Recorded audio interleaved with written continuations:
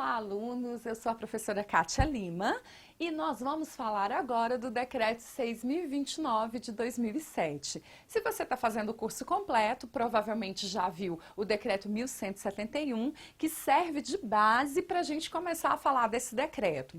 Se o seu interesse é só e somente só esse decreto, nós vamos fazer uma breve revisão para nós começarmos a falar disso. Bom, o Decreto 6.029 institui o sistema de gestão ética no serviço público. A ideia desse decreto é sistematizar, é clarificar, é ampliar o que já estava previsto lá no 1171, só que de forma muito restrita.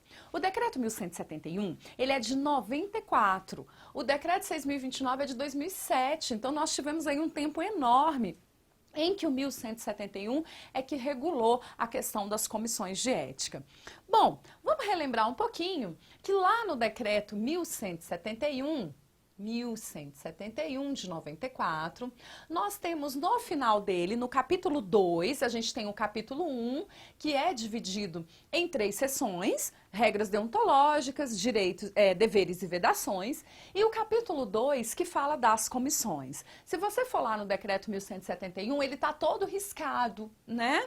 E ficaram alguns incisos ali perdidos no meio de tanto risco que você vai precisar saber, e nós estudamos isso no decreto 1171. Um deles diz que todo órgão público da administração direta ou indireta, empresa pública, sociedade de economia mista, até mesmo as paraestatais, deverão ter uma comissão de ética. Essa comissão de ética, então, olha só, é deverão, tá, gente? Não é poderão. Essa comissão de ética, ela vai ser composta por 3 servidores e esses servidores ou empregados não é mais no sentido amplo, mas sim no sentido restrito. Só pode ser servidor do órgão, só pode ser empregado do órgão, concursado, alguém que tenha um vínculo mais efetivo com a administração pública. A essa comissão cabe um monte de coisa, mas principalmente gerenciar essa questão ética, clarificar, ter um papel de educação, mas ter também um papel de apuração das faltas éticas cometidas nos órgãos, ok? Lembrando que qualquer pessoa que esteja ligada a um órgão público, de forma direta, indireta, até voluntária, está sujeita à ação da comissão, porém os servidores são de um vínculo mais efetivo. Isso está lá no decreto 1171. Como eu disse, ele está todo riscadinho. Por quê? Porque o decreto 6.029 revogou todos esses incisos, porque agora ele vai falar de um sistema de gestão ética que não vai ser composto só pelas comissões de cada órgão. Esse sistema de gestão ética, ele é mais amplo e ele vai ter as seguintes finalidades, as seguintes funções. Você tem que começar por aí. Qual a finalidade de eu ter um sistema de gestão ético no serviço público, no momento em que a gente questiona tanto a ética, né? Pensando principalmente em deputados, senadores, a gente acaba generalizando e questionando muito a questão da ética. Então, para que serve um sistema de gestão ética? A gente está falando de forma macro. Para que ele serve? Primeiro ponto, para promover atividades que vão falar sobre a conduta ética no âmbito do Executivo Federal. Lembra? O decreto 1171 e o 6.029, eles vão estar falando de ética no âmbito dos servidores civis e no âmbito do Poder Executivo Federal. Por simetria, é claro que o executivo local, é claro que o judiciário, é claro que até mesmo o legislativo podem se apropriar e podem seguir as regras que estão aqui. Mas a ideia dele, ele foi feito para o Executivo Federal. Então, primeiro ponto, promover atividades que falem sobre uma conduta ética. É uma atividade preventiva também, não é só de punir, não é só, mas também de prevenir. Legal. Integrar os órgãos, programas e ações relacionadas com a ética pública, para não ficar um órgão fazendo uma coisa, outro fazendo outra, um não sabe do que o outro está fazendo. Então, a gente vai ter um sistema de gestão ética para integrar todas essas ações e torná-las muito mais efetivas, ok? Essa também é uma finalidade. Outra finalidade, contribuir para implementar políticas públicas, tendo a transparência e o acesso à informação como instrumentos fundamentais para o exercício da gestão da ética pública. Hoje a gente tem, né, gente, essa questão do acesso à informação é algo muito importante. A gente tem falado disso, de formas de acessibilidade, de que todas as pessoas tenham acesso à informação. E com a ética não é diferente. E uma das finalidades desse sistema de gestão ética é contribuir para que a gente tenha cada vez mais políticas públicas falando, versando, contribuindo, difundindo a questão ética, ok? Não ficar uma coisa obscura que ninguém fala sobre. E se ninguém fala sobre, a gente não tem inovação, né, nesse sistema. E principalmente a gente não tem ação nesse, né, nesse sentido. Então essas são 3 finalidades. Vamos ver mais finalidades? Promover com o apoio dos segmentos pertinentes a compatibilização, essa é uma palavra-chave aqui, e a interação de normas, procedimentos técnicos de gestão relativa à ética. De novo, uma ideia de integração, de compatibilizar, para não ficar cada órgão com o seu sistema de ética, cada órgão com o seu código de ética, cada órgão disciplinando de um jeito diferente. Então aqui vai ter uma integração, vai ter uma consolidação, uma compatibilização para ter regras únicas, né, que vão valer para todos os órgãos. Olha que legal. Articular ações com vistas a estabelecer e efetivar procedimentos de incentivo e incremento ao desempenho institucional na gestão da ética pública do Estado brasileiro. De novo, a gente está falando de ação, de novo, a gente está falando de projeto, de programas que tenham a ver com a ética. Então, o sistema de gestão ética, às vezes a gente pensa para uma prova que a função dele é só punir quem comete falta ética. E a gente está vendo aqui que ele tem como finalidade integrar, que ele tem como finalidade desenvolver novos procedimentos, novas ações, para que o Estado brasileiro conte sim com seus servidores agindo de forma ética, ok? Então, as finalidades são bem mais amplas. Bom, o sistema de gestão ética, que eu estou chamando de SGE, e você vai chamar também, para você já ir se apropriando da nomenclatura, ele não é composto só pelas comissões de ética. Lá no 1171, parece que fica assim subentendido que cada órgão vai ter sua comissão de ética, beleza, cada órgão vai gerenciar a sua ética. Só que nas finalidades agora, nós vimos que o sistema de gestão ética, ele quer integrar, que o sistema de gestão ética quer tornar mais transparente, mais efetivo essa questão da ética. Então eu vou ter um sistema de gestão da ética no Serviço Público Federal, que vai ser composto pelos seguintes órgãos. Primeiro, a CEP. O que é a CEP? Comissão de Ética Pública. A Comissão de Ética Pública, ela é ampla, ela vai ter uma atuação mais geral, ela vai ser uma instância superior e consultiva das demais comissões. Então, a gente vai ter essa CEP, que é a Comissão de Ética Pública, trabalhando principalmente com a alta cúpula e sendo um órgão consultivo das demais comissões. Sistema de gestão ética. Primeiro, CEP, Comissão de Ética Pública. Segundo, as comissões de ética de que trata o decreto 1171, que eu te falei logo no comecinho. Todos os órgãos, todas as empresas, todas as sociedades de economia mista vão precisar ter uma comissão de ética. É o que diz, deverão constituir comissão de ética. Então, ó, o SGE, Sistema de Gestão da Ética, é composta pela CEP, uma comissão maior, com uma função consultiva, as comissões de ética de cada órgão, que todo órgão público vai ter que ter, e as demais comissões de ética e equivalente nas entidades e órgãos do Poder Executivo Federal. De repente eu posso constituir, eu posso ter outras comissões de éticas, além das disciplinadas no decreto 1171. Então essa é a composição do sistema de gestão da ética. Nós vamos falar de cada um deles, tudo bem? Neste bloco, nós vamos nos fixar mais na CEP. Então, nós vamos começar falando da CEP. Até agora, nós vimos as finalidades.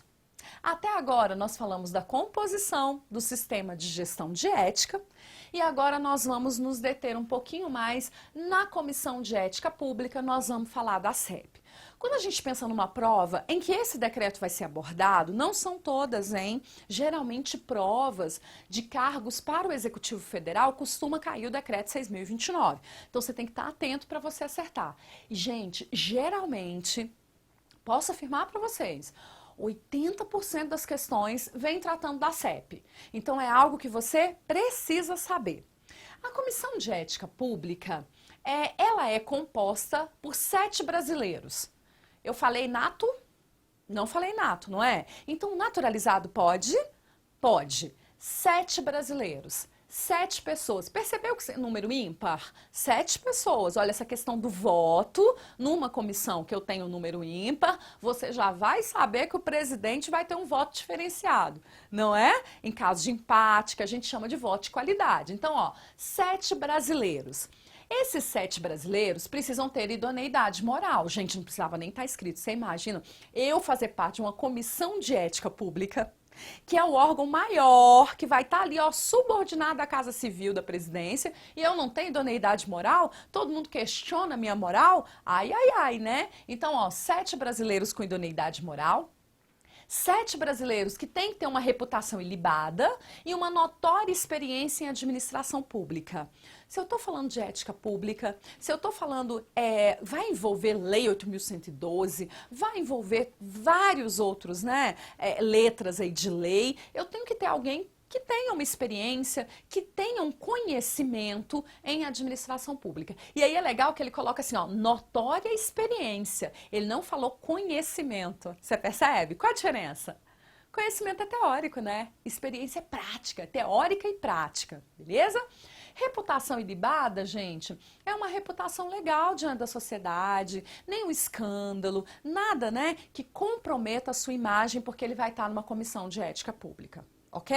Nós tivemos um caso recente não, foi em 2012, de uma pessoa que compunha a Comissão de Ética Pública e que estava envolvida num escândalo de corrupção. Claro que ela teve que deixar a CEP, né? Deixou de ter uma reputação ilibada. O que mais que a gente tem sobre a composição da CEP que cai na sua prova? Guarda, 7, número ímpar, 7 brasileiros, não precisa ser nato, tem que ter reputação ilibada, tem que ter idoneidade moral e tem que ter experiência notória em administração pública. Legal. Esses 7 brasileiros, vamos colocar aqui para você não esquecer, eles são designados pelo presidente da República. Então, o presidente da República vai designá-los para compor a Comissão de Ética Pública. Eles têm mandatos de 3 anos e esses mandatos não podem ser coincidentes, permitido uma única recondução. Nossa, vamos com calma? Podem ser reconduzidos ao cargo? Pode, uma única vez. Quanto tempo que eles ficam nesse cargo? 3 anos. 3 anos não coincidentes. O que eu quero dizer com isso? A ideia de ter mandatos não coincidentes é para que não saia todo mundo. Entendeu? Se todo mundo entrar junto e sai junto, a cada 3 anos eu vou ter uma renovação total da comissão de ética. Ou seja, ela vai ter que começar do zero. Isso não é legal quando eu estou tratando de algo tão importante que é a ética. Então a ideia é que eu tenha renovações parciais a cada 3 anos para que essa comissão não perca o fio da meada. Lá em Minas a gente fala assim, o fio da meada, né? Não perca aí a sua, não tem uma quebra de continuidade. Então veja, nunca a comissão de ética vai ser renovada de forma inteira, né? Sai 3, entra 3, sai 3, entra... Não, sai um, depois de 3 anos sai outro, depois sai outro. É assim, para que não tenha uma renovação total, uma quebra de continuidade. Nós vamos ver isso. Os mandatos dos primeiros membros serão de 1, 2 e 3 anos, estabelecidos no decreto de designação. Então, quando a CEP foi criada, um membro vai ter mandato de 1 ano, aí vai vir outro. O outro vai ter mandato de 2 anos, aí vai vir outro. E o outro de 3 anos, aí sim vai vir outro. Exatamente para manter essa ideia que eu trouxe para você aqui, da não coincidência, para que não haja uma renovação total. A partir do primeiro grupo que entrou, isso vai estar sempre acontecendo. Um ano sai um, no outro ano sai outro, no outro ano sai o outro, para eu não ter uma renovação total. Ok? É legal, isso é importante para a CEP, senão fica uma quebra, né, de continuidade, isso não é legal. Tudo bem com a composição? Essa composição eu gostaria que você gravasse. Para a prova ela é muito importante. Quantos membros? 7. Número ímpar, lembra? São designados por quem? Presidente da República. Beleza. Idoneidade moral, reputação ilibada, ok, experiência em administração pública. Mandatos não coincidentes. A primeira leva que entrou, os primeiros 3 servidores, os primeiros 7 servidores da CEP, eles tiveram mandato de 1, 2 e 3 anos, para que aí sim eu tivesse essa regra de não ter uma renovação total. Ok? O que a CEP faz, hein? Quais são as competências dela? Isso chove em prova. Quais as competências da CEP? Vamos lá. Primeira competência, ela é uma instância consultiva. Isso aqui você tem que gravar. Ela tem essa função de esclarecer sobre ética. Gente, ética não é fácil. Tem horas que a gente se vê no chamado dilema ético. O que é o dilema ético? Eu não sei se aquilo foi uma infração. Aí eu fico assim, será que foi? Será que não foi? Mas e a situação? Porque lembra, a gente viu, quem estudou, quem está fazendo o curso geral, a gente viu a noção de ética. E a ética, ela leva em conta a ação, as circunstâncias e a intenção. Então vai ter uma hora que eu vou ficar num dilema ético. Quem é que vai me esclarecer? Quem é que vai me ajudar? A CEP. Ela é uma instância consultiva do presidente da República, dos ministros de Estado em matéria de ética pública. Então ela é consultiva para a alta cúpula. Ela é consultiva para o presidente, ela é consultiva para os ministros de Estado, ok? Segunda competência, ela administra a aplicação do Código de Conduta da Alta Administração Federal. Esse código, se você está fazendo o curso completo, você vai estudar comigo, ok? Esse código é importantíssimo, ele vale para o alto escalão, ele vale para os ministros de Estado, para os secretários de governo, para a alta cúpula mesmo. E aí, quem é que vai administrar a aplicação desse código? A CEP, porque eu estou falando de alto escalão e a CEP é uma instância superior, ok? Vamos ver o que mais que ela tem aqui. Dirimir dúvidas de interpretação do decreto 1171.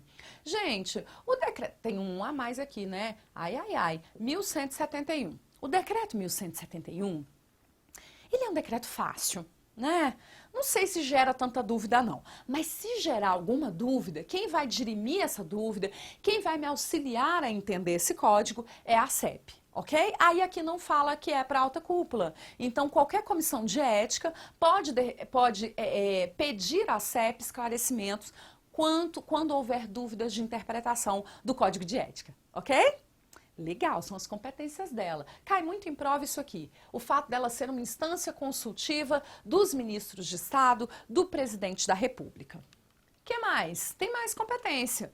Coordenar, avaliar e supervisionar o sistema de gestão de ética pública do Poder Executivo Federal. Lembra, ela está no topo do sistema de gestão de ética pública, SGE. Então é ela que vai coordenar, é ela que vai avaliar esse sistema de gestão ética, é ela que vai propor soluções, é ela que vai acompanhar, ok?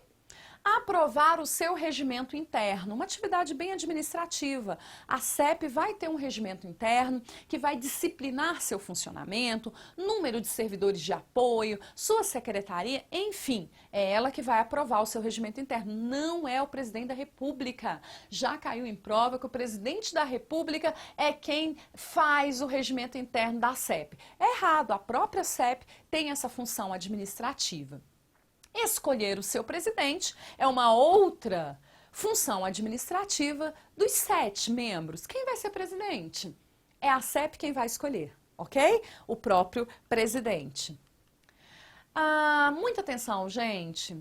Olha aí, o presidente, a CEP vai escolher o presidente. O presidente terá o voto de qualidade nas deliberações da comissão. Quando a comissão estiver deliberando, eu tenho 6 membros que vão deliberar a respeito dos assuntos trazidos para a comissão.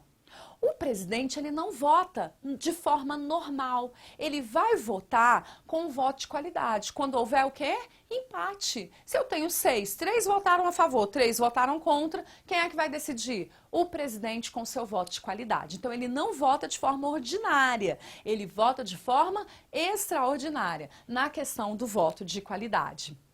A atuação no âmbito da CEP não enseja qualquer remuneração para os seus membros e os trabalhos nela desenvolvidos são consideradas prestação de relevante serviço público. Ai, ai, ai, você ficou triste agora, fala sério.